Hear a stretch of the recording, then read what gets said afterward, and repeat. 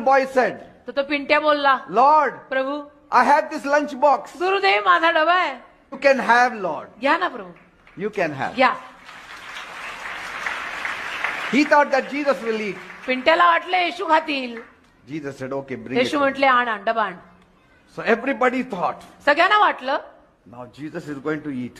आता येशू जेवणार यातनं, And we are hungry. येशूंचं झालं काम, आता आपलं काय, आपण उपाशी.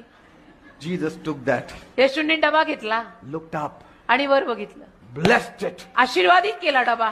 What did the child bring? पिंट्यानी काय आणलं होतं डब्यात? Fish and bread. मासे आणि भाकर.